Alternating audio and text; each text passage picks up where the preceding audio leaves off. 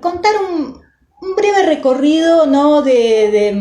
Bueno, cómo llego al tarot, un poquito por dónde estuve explorando y por qué elijo el enfoque que elijo, y a la vez, bueno, poder contar la cantidad de propuestas creativas que veo en la gente alrededor, que son maravillosas y que, bueno, y que son todas diferentes formas, hola Mir, de unirse de empezar a explorar este lenguaje simbólico. Yo empecé más o menos por el año 96 con Aline Meyer, una super investigadora del tarot. Ella tiene un sitio en Instagram que es El Taroscopio, y compartíamos un grupo de meditación y bueno, ella venía explorando hacía ya un tiempo el tarot y bueno, así fue como comencé. Estudiando el White, un poco el tarot de Marsella, un poquito conociendo el tarot de Crowley, y bueno, y la verdad me llegó muchísimo todas las imágenes de los arquetipos, todo el proceso evolutivo que representa. Vi mucha profundidad en este lenguaje simbólico. A partir de ahí siguió todo un camino de profundización, ¿no? Estudié psicología junguiana, todo un proceso de 3 años, muy, muy lindo, en un lugar que se llamaba Ion, y bueno, ahí entré en la teoría de la psicología junguiana y bueno, y además empecé a explorar los mitos, todo el tema de la mitología, y ahí pude profundizar con el tema de los arquetipos, ¿no? Poder ver todo lo que representaban estas imágenes y ver el proceso de individuación, ¿no? Este camino de 22 arcanos que representan un proceso evolutivo. Por eso me parece muy interesante el término tarot evolutivo que ahora cada vez está más difundido. Después continué, me fui formando como psicóloga, exploré con la terapia floral, siempre me llegó el tema del arte, entonces también hice un camino en arte terapia y bueno, todos estos recorridos que uno va haciendo, y en esto siempre acompañada con el tarot.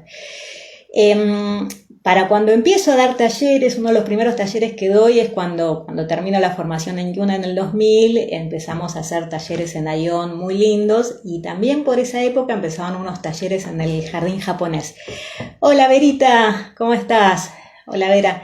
Y bueno, había todas unas jornadas muy lindas en el jardín japonés, con distintas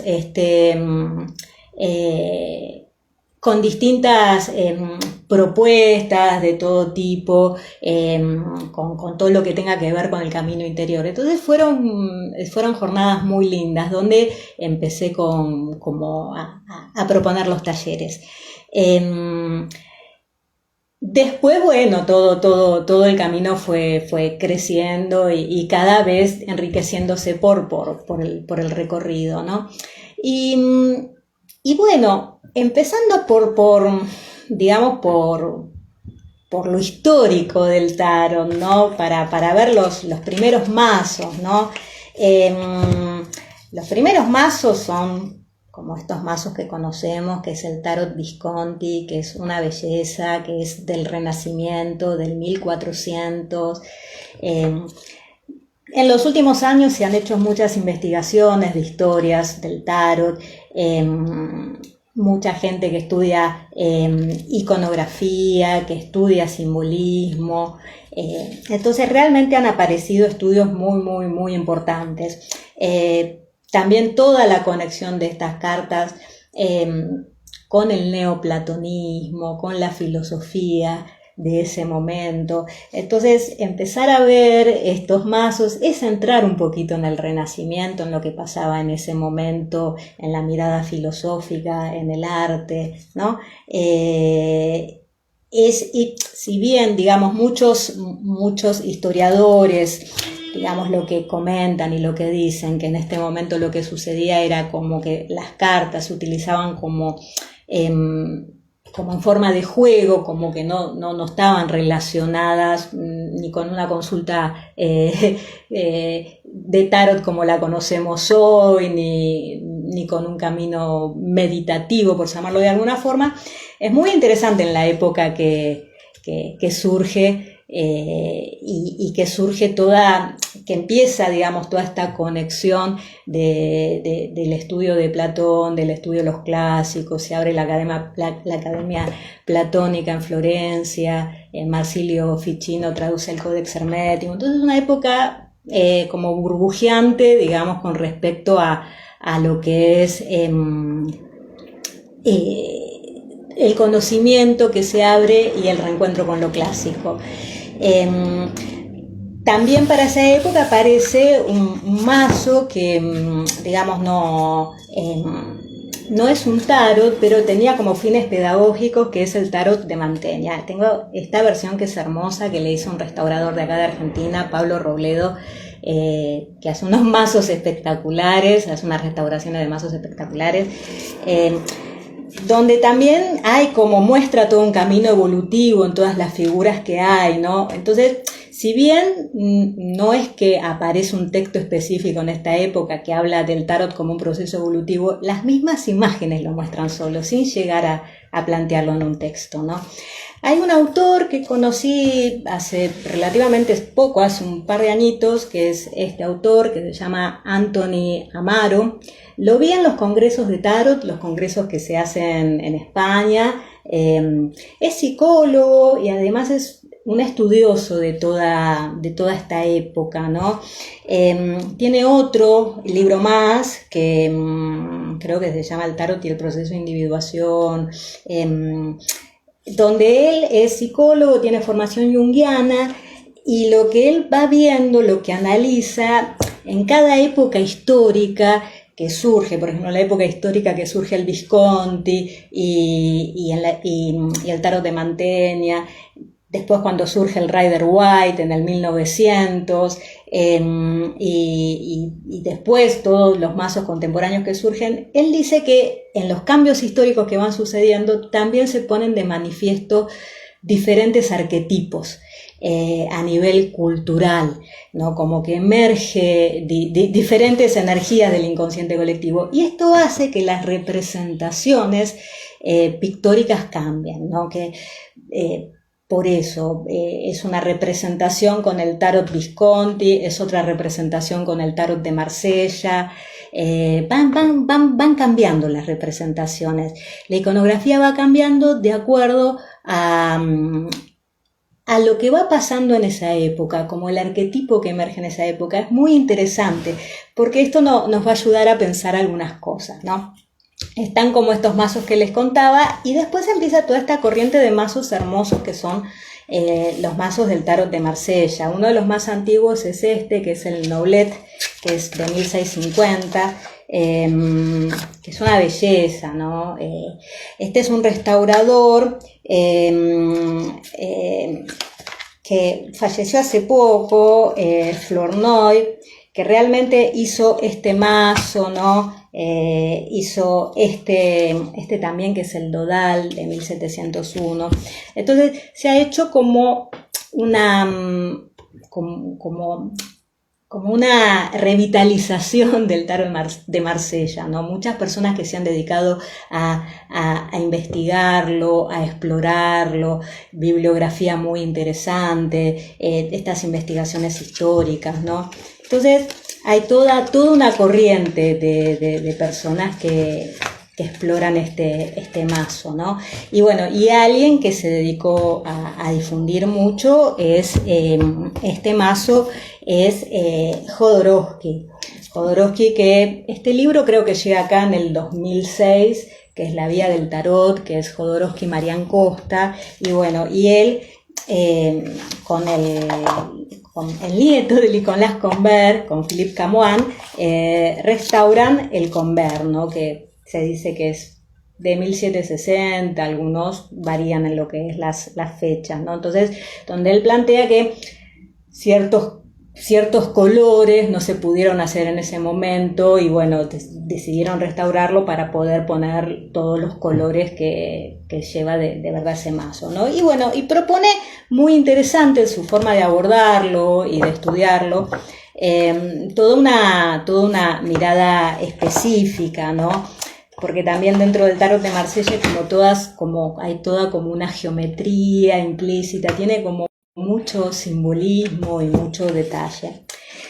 Lo que a veces sucede, no con todo el mundo, pero digamos, algunas personas, bueno, que es una de ellas, que tal vez lo que plantean a veces es que dicen, bueno, el único tarot válido es el tarot de Marsella, ¿no? Y acá es donde para mí es interesante poder reflexionar y pensar, y acá este autor está genial como lo va planteando, porque si nosotros vamos pensando que estas imágenes, ¿no? que son imágenes arquetípicas, ¿no? Para eso tenemos que hablar qué es arquetipo. Arquetipo es una matriz del inconsciente colectivo, ¿no? Una matriz simbólica que uno nunca llega a ver directamente.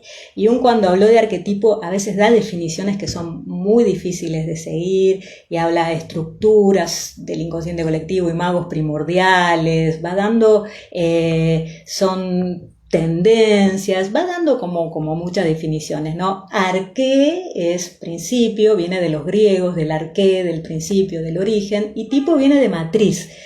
Entonces es como una matriz original. Entonces, al arquetipo nosotros nunca lo vamos a ver directamente, nunca. Y uno utiliza palabras que son a veces dificilísimas, dice, el arquetipo es psicoideo.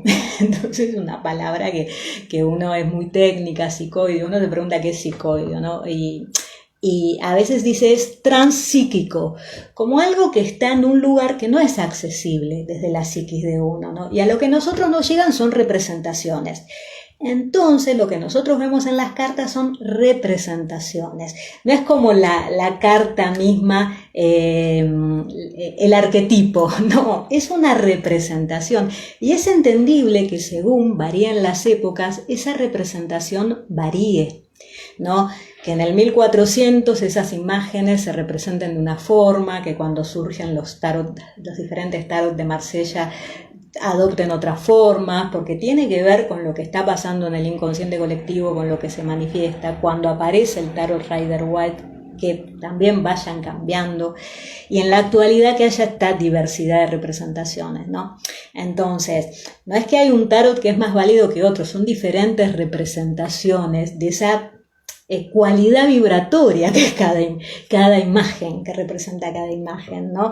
Y que a veces, digamos, a mí que me gusta trabajar con mazos comparados, a veces para comprender una situación me ayuda a ver diferentes mazos. Entonces ahí me puede ayudar a comprender una situación desde diferentes miradas. Entonces, bueno, estos son como los mazos más antiguos, está viendo, como les contaba, cada vez más investigación, más bibliografía. Ahora hace poquito salió un libro de Marian Costa, que digamos, ella después se separó de Jodorowsky y siguió su camino, bueno, y también sigue trabajando la línea del marsellés de una manera muy interesante. Pablo Robledo acá en Argentina está haciendo restauraciones y también dictando cursos a alguien que conoce mucho de esta mirada, ¿no? Entonces, después, digamos, ¿no? Hay desde ya otros mazos, ¿no? Pero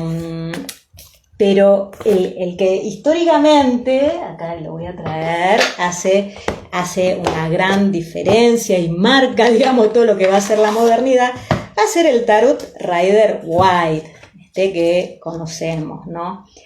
Que bueno, la gran diferencia que sucedió con este tarot es que ilustraron, o sea, la pintora fue Pamela Colman Smith y bueno, ilustró con escenas, con diferentes escenas de la vida cotidiana, ilustró los arcanos menores. Cosa que en su época, en el 1909, hizo muchísimo revuelo, fue como muy criticado y hasta aún hoy, ¿no? Pero de algún modo lo que posibilitó este mazo fue como a través de la mirada directa con esas escenas, todo directamente asociar sentidos, ¿no? Que el tarot, los otros tarot más antiguos son hermosos, pero son más abstractos. A algunas personas les resulta mejor que sea más abstracto, eso depende de cómo lo siente y le resuene a cada uno, ¿no? Pero el Rider-Waite lo ha hecho más accesible. Y lo que ha pasado con este mazo es que inspiró a la gran mayoría como de mazos actuales, ¿no? Una gran mayoría de mazos que tienen todos los arcanos menores ilustrados. Entonces, acá hubo un cambio muy importante en esto, ¿no? Y se notan como las diferencias en las representaciones, se notan los colores, la forma del dibujo, ¿no? Si uno va a ver uno de los mazos antiguos de estos mazos, hay una diferencia muy importante. Hay una autora que cito y que me gusta mucho y creo que tiene que ver con estos cambios, que la tengo acá, que es Rachel Pollack, que es como toda una pionera, ¿no? Ella es norteamericana y bueno, ella cuenta, este es un libro muy lindo, Tarot Wisdom, es del 2011, ¿no? Ella tiene otros libros anteriores, pero lo que cuenta ahí, o sea, es del 2011 y ahí ella cuenta su experiencia después de 40 años de leer el tarot, o sea, que estamos pensando 2011, estamos pensando desde el 71, o sea, desde los años 70 que está. Entonces, es como es mucho tiempo, ¿no? Es una pionera. ¿En qué es una pionera? Ella cuenta que cuando ella empieza a leer el tarot por allá por los años 70, la mirada que había era muy de las escuelas tradicionales, ¿no? Estamos hablando las escuelas de White, ¿no? Que es la Golden Dawn, los esotéricos del 1900, entonces que hay toda una mirada más hermética cabalística, más con rituales más estructurados, hay asociaciones con la astrología, con la numerología, pero sigue una forma más estructurada, tal vez para la mirada actual, para ellos estaría bien en su momento. Y ella lo que hizo, Rachel, ¿qué hace? Empieza a asociar con psicología junguiana, empieza a asociar con mitología, empieza a asociar con arte. Es una de las pioneras en hacer una mirada creativa y en esto que hoy estamos llamando tal vez tarot evolutivo. ¿Por qué digo esto? ¿No? Porque tal vez hasta, digamos, los años 70 aproximadamente o antes, lo que más estaba difundido era una mirada del tarot desde el lugar predictivo, desde este lugar oracular, que aún hoy persiste, ¿no? Es entendible, digamos, que esta mirada sea como la más difundida, porque también una de las formas del tarot fue a través de la cartomancia, ¿no? Que también se fue popularizando y los primeros libros tenían esas características. Y hay algo en el ser humano, en el inconsciente colectivo, o sea, siempre existieron figuras oraculares, pensemos en los griegos, pensemos en Delfos, las personas, era una institución ir al oráculo a buscar una orientación, a buscar que nos diga qué hacer, ¿no? Entonces, es muy del ser humano. Entonces, esta mirada que se integra con la psicología junguiana y que empieza a proponer el tarot como una forma de explorar el inconsciente es reciente, ¿no? Es muy reciente. Entonces, ella fue una pionera, Rachel, y lo que cuenta, que es muy interesante también, Rachel es escritora, entonces que a ella le gustó mucho el White porque en estos arcanos menores que van del 1 al 10 se puede seguir una historia, se pueden contar historias. Entonces, como uno puede ver como si uno estuviera viendo, no sé, un cómic o algo, entonces uno va viendo del 1 al 10, cada carta es una escena, una secuencia de una historia completa. Entonces es muy interesante. Mary Greer es otra, trabajaron mucho juntas. De Rachel hay libros traducidos acá, de Mary no. Y después muchísimos, digamos, en Estados Unidos hay muchísimos autores súper interesantes, ¿no? Pero bueno, fue para mí, dentro del material que tengo de esa época más antigua, como una de las pioneras en tarot, de poder articular el tarot con otras miradas, con el arte, con historia y bueno, poder hacerlo, no interpretarlo de esta forma tal vez como más estructurada que tenían las escuelas tradicionales, y poder empezar a verlo desde un lado más creativo. De hecho, bueno, Mary Greer tiene un libro que está en inglés, se llama 21 formas de leer el tarot, ¿no? Súper creativo. Entonces fueron las pioneras de todo esto. Entonces es interesante, por un lado se fue desarrollando esta corriente, por otro lado fue creciendo y desarrollándose lo del tarot de Marsella.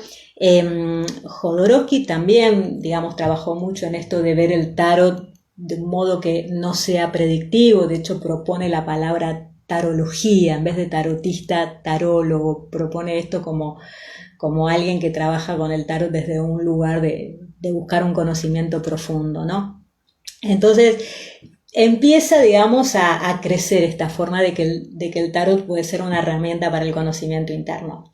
Dentro también de los libros y de los materiales, un mazo muy conocido, que es el Jungian Deck. Acá lo tenemos, ¿no? Que es este. Tenemos, a ver si tengo algunas imágenes más, que también es como que en un momento es como era uno de los tarot que se veían como diferentes, que no eran predictivos. Este es el libro, el autor es Robert Wang, que es un historiador de arte, pero con formación en psicología junguiana y también un estudioso de la cábala. ¿Qué pasaba con este mazo? Es muy lindo, muy interesante, muchísima simbología. Miren, esta carta de la luna es tremenda, muy Hécate, la diosa griega Hécate. Muchísima simbología, hasta la parte también, el reverso de la carta, súper creativo.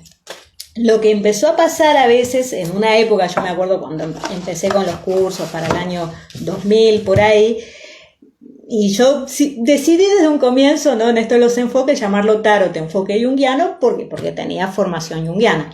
Entonces muchos decían, bueno, vos das curso del tarot junguiano, ¿no?, y se referían a esta. Entonces se armó un poquito esta confusión, que si uno quería estudiar tarot desde una perspectiva junguiana, tenía que ser desde este mazo. Y en realidad, digamos, la teoría junguiana es un marco teórico que se puede aplicar a cualquier mazo, no solo a ¿no? Entonces, este mazo es hermoso para el que lo quiera tener y todo, muy lindo para explorar, pero no es que si uno quiere estudiar desde la visión junguiana, un mazo tiene que tener ¿no? Entonces, bueno, esta es una... Y además este autor no es exclusivamente junguiano, sino que tiene mucha influencia de la cábala, entonces... es interesante.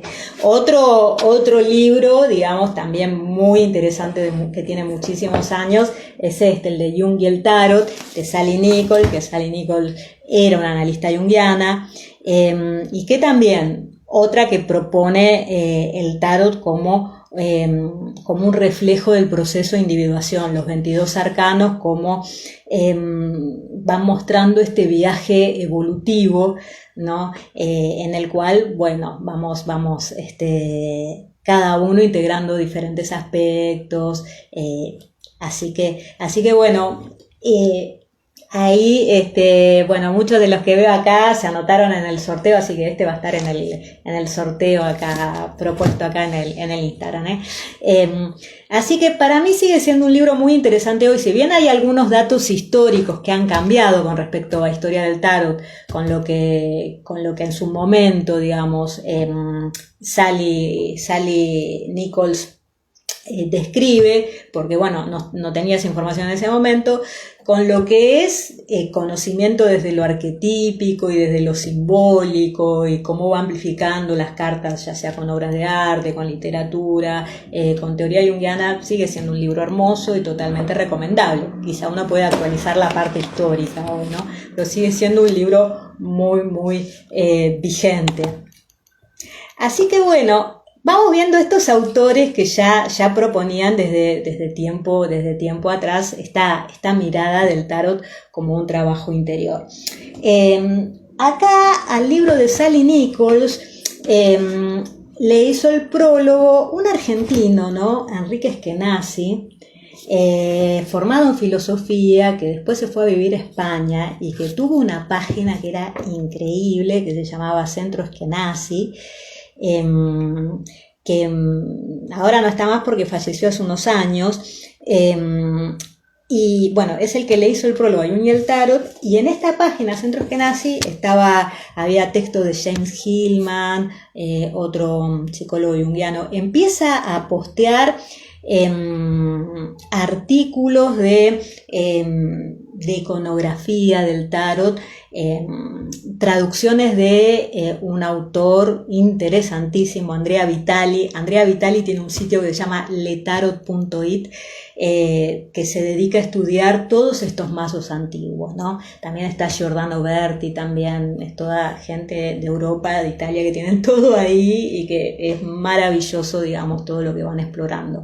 Entonces, Eskenazi tenía en su página todos artículos traducidos de Andrea Vitali, de iconografía del Renacimiento, con el tarot maravilloso, ¿no? Y ya este libro primera edición es del 78, o sea, también estamos hablando muchos años atrás, y él habla, en la forma de interpretar el tarot, habla de 3 niveles, es muy interesante. Dice, uno que es el práctico, en una consulta de tarot, cuando alguien va y hace una consulta y hace una consulta práctica; otro que es el psicológico, otro nivel que es el psicológico, y otro nivel que es el mitológico, poner, ¿no? Entonces, como diferente profundidad. Y lo que dice de reflexión, que si una lectura no va por lo menos hacia el plano psicológico y no lleva a la persona a preguntarse cosas que la hagan realizar algún cambio en su vida, dice que esa lectura quedó en un nivel muy poco profundo, ¿no? Entonces ya está hablando de niveles de interpretación, ¿no? En esto de enfoques, ¿no? Y hay un autor también que es norteamericano, que se llama Arthur Rosengarten, tiene este libro que es Tarot y Psicología. No sé si es de los 80, no, este es del 2000, tiene unos añitos más. Y bueno, este es un psicólogo que integra el tarot en su consulta, y es muy interesante porque, bueno, él va hablando de los alcances, de las limitaciones, y lo que él va describiendo, Rosengarten, lo que él va diciendo, él habla de estilos de lectura, a diferencia de Eskenazi, que habla de niveles, él habla de estilos. Y bueno, es muy interesante porque describe primero un estilo analítico que puede haber en una lectura de tarot,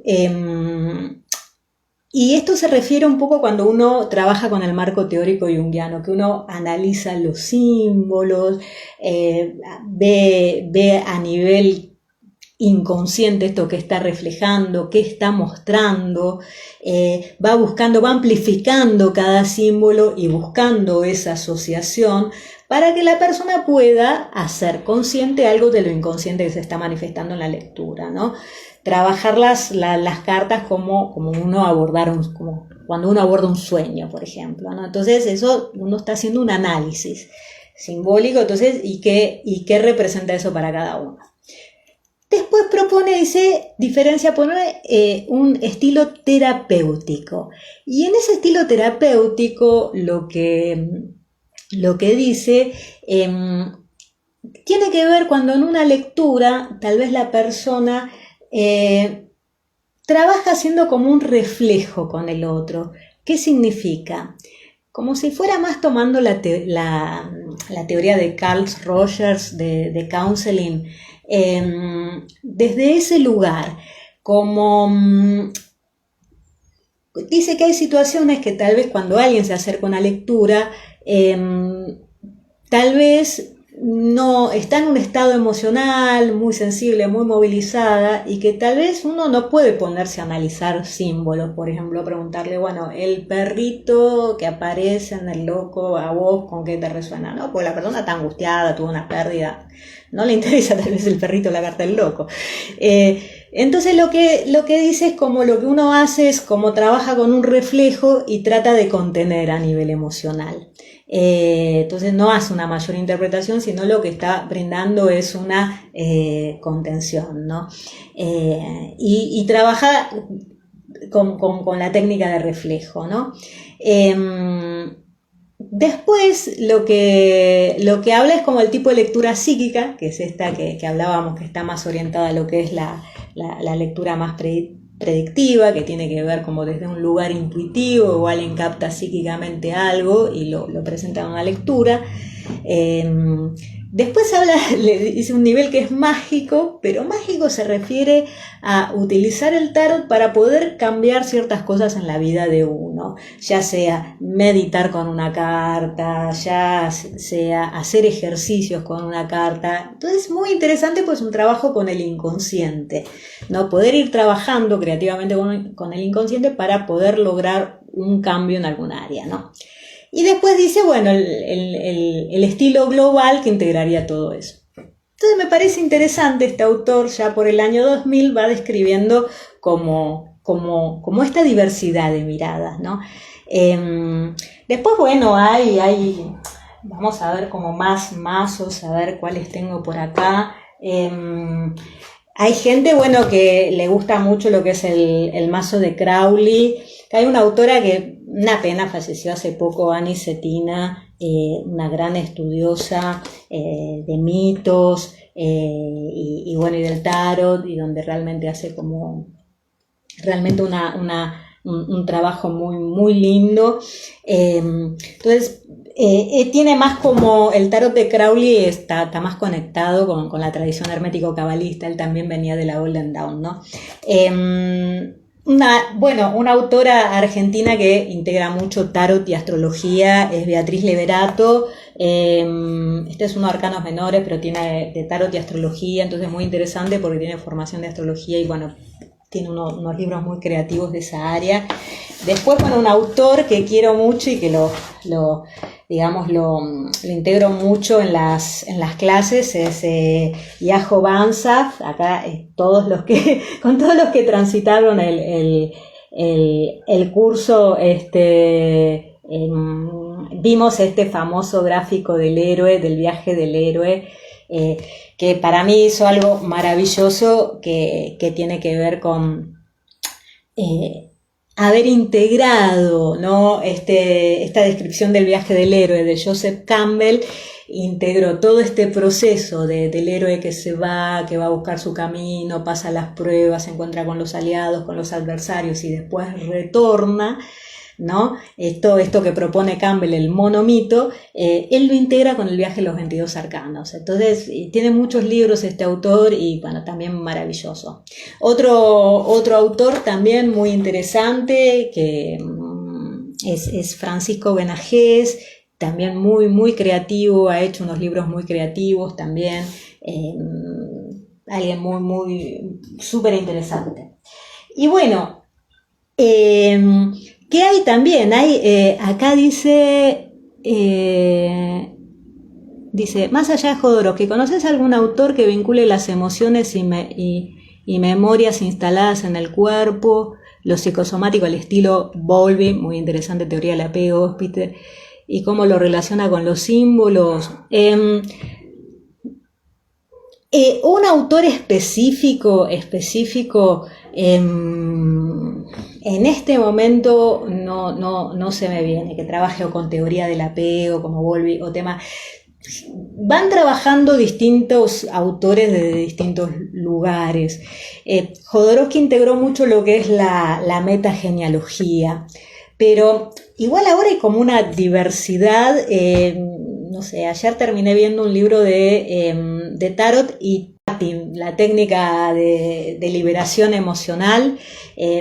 Se han hecho muchas integraciones, ¿no? Esto es lo que quería comentar. Con Bowlby y Peter Levine, no.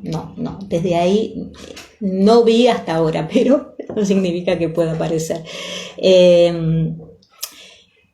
Sí ha habido muchos desarrollos desde lo creativo. Bueno, en un momento yo hice una integración de tarot y terapia floral, eso sí, ¿por qué? Porque en las cartas se evidencian emociones. Muchas veces una persona que hay un tema que tal vez ni lo tiene en su conciencia, todo, saca las cartas y sí aparecen emociones, desde ahí sí.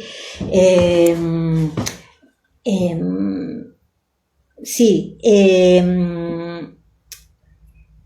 Desde ese lugar, por ejemplo, con flores, y después otras personas también lo integraron, hay bibliografía con eso.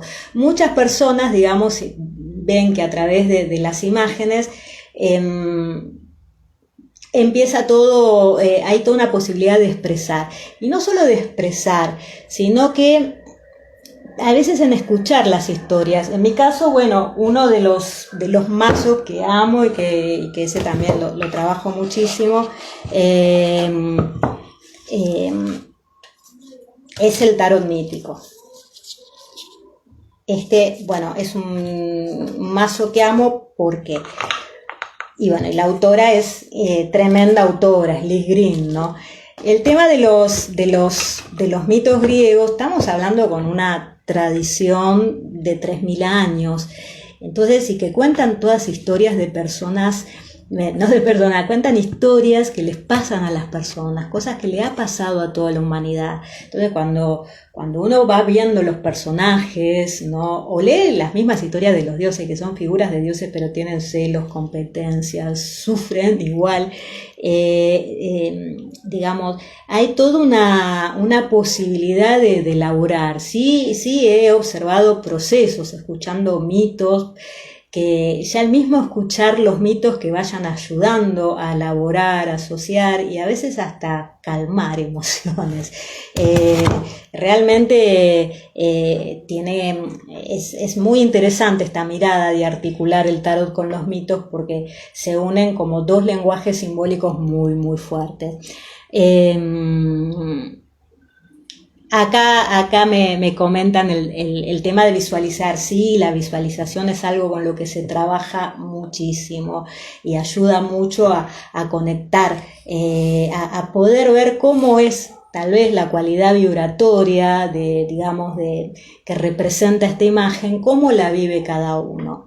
Lo que sí, yo lo que he observado con el tiempo es que el tema de la visualización depende a veces del estado emocional de la persona, no siempre se puede visualizar. Y hay veces que no, hasta a veces, según el estado emocional, hasta a veces es difícil una lectura de tarot. Entonces, ¿por qué? Porque, digamos, una visualización abre imágenes del mundo interno, y si la persona está un poco descompensada, no es una técnica conveniente. Pero si la persona está bien, es maravillosa. Bueno, y después, en esto que les contaba, ¿no? Del tarot evolutivo, que cada vez se empezó, digamos, hace unos años, yo no sé en qué momento se empezó a instalar más, porque había un tema, ¿cómo llamar a un tarot que no es predictivo, ¿no? Entonces no podemos decir no es predictivo, porque no está bueno presentar algo como no es, ¿no? Entonces se empieza a hablar, bueno, tarot de autoconocimiento. Bueno, en mi caso adopté la presentación de enfoque junguiano porque tengo formación junguiana. Algunos empezaron a proponer tarot psicológico, pero al utilizar psicológico terapéutico, a veces, depende en qué contexto se muevan o dónde se muevan, a veces puede generar conflictos con otras disciplinas. Es decir, un psicólogo junguiano, transpersonal o gestáltico no se va a escandalizar con escuchar, bueno, hay un tarot psicológico, pero tal vez otras personas de otras corrientes puede armarse una controversia. Entonces, tarot evolutivo empieza a como instalarse como, bueno, trabajo con el tarot para que, como para evolucionar, como para poder ir trabajando en mi proceso de individuación, para poder ayudar a comprenderme a mí mismo. Yo hace años armé una listita que siempre se lo paso a los alumnos y que también se lo paso a los consultantes, ¿no? Porque aún hoy personas me dicen, bueno, pero si no es predictivo, ¿qué es? Entonces, bueno, para empezar a trabajar, entonces, bueno, ¿en qué puede ayudar? Bueno, en muchísimas cosas, ¿no? Observar de dónde viene y dónde va una situación, reconocer pautas y patrones internos, descubrir alternativas posibles, ampliar el conocimiento de uno mismo. Esto que les decía, amplificando imágenes uno puede, expresar emociones, esto que me consultaban, ¿no? Personas que tal vez estaban perfectas empiezan a sacar cartas de tarot y empiezan a llorar o a sacar un tema que estaba ahí, ¿no? Esto pasa, a tramitar también temas, elaborarlos, pero para todo esto está buena, ¿no? Digamos, cuando yo hablo de esta propuesta, hablo de una propuesta interactiva, ¿no? Donde nos corremos un poco de esta modalidad oracular, de que alguien va al oráculo y le dice lo que le pasa y nos sentamos en una mirada, que es decir, voy hablando y trabajando con otros, hago como una dialéctica con las imágenes y una dialéctica con un otro que me va acompañando en ese proceso, ¿no? Entonces, desde ese lugar. Entonces, bueno, yo me hice como una listita, digamos, digamos, como de oraciones prácticas como para ayudar a presentar, ¿no? Pero bueno, justamente la otra vez me preguntaban, bueno, hizo un curso de tarot evolutivo, ¿en qué se diferencia, no? Y ahí vemos, por ejemplo, esta persona había hecho una formación con el tarot de Marsella y metagenealogía, ¿no? Y después está todos los que siguen la corriente del White, todos los que siguen, bueno, toda esta corriente de Pollack, de cantidad de autores actuales, ¿no? Y otros que integran todo. A mí me gusta integrar así varios.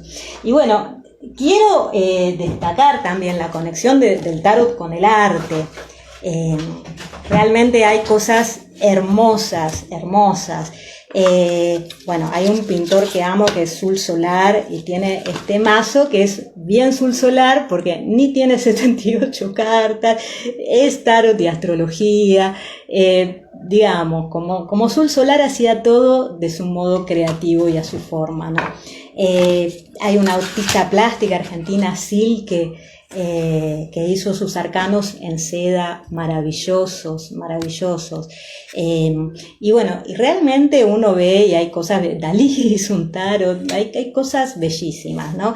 Bueno, yo quiero mostrar el que hizo una amiga, que bueno, me encanta y amo este tarot, que es este que hizo Laura Podio, que bueno, es un tarot hermoso que ella lo integró con el mandala, digamos, ella es artista plástica y es una estudiosa de todo lo que se refiere al mandala y bueno, bellísimo, ¿no? Son cartas redondas que hizo muy muy lindo. Acá me dicen el tarot de Dalí es precioso, sí, es un tarot bellísimo. Entonces, que hizo Laura es mandalas y tarot, es realmente bellísimo. Después, digamos, personas acá que hacen cosas creativas, hay muchísimas. Yo conozco personalmente algunas, ¿no? Pero, no sé, por ejemplo, conozco hace años a Victoria Arderius, ella ha hecho una difusión hermosa del tarot y, bueno, ella es actriz, entonces ha hecho presentaciones muy creativas, realmente, y bueno, alguien que ha colaborado en una difusión muy creativa hace años y lo sigue haciendo, ¿no? Alguien muy buena persona y muy generosa, digamos, en lo que es compartir con otros colegas. El bonito, me dice bonito Luis Conti, sí, es precioso Luis Conti. Acá, por ejemplo, este es uno que había hecho una alumna también hace tiempo, Gaby del Río, que hizo como todos, tipo, son como unos collages, son como muy hiper creativas las cartas, hiper creativas. Así que desde lo plástico hay muchísimas cosas y hermosas. Después, bueno, está acá una querida alumna, Claudia Guimarey, bueno, hizo un libro que se llama El Arcano que nos guía, acá trabajando en esto de que trabajando el tarot como consejo. Acá dice, gracias Verita, acá tenemos, bueno, Vera acá la conoce a Claudia, también una persona súper amorosa y que bueno, que hizo este libro precioso y trabaja, digamos, pensando el tarot como orientación, ¿no? Después tenemos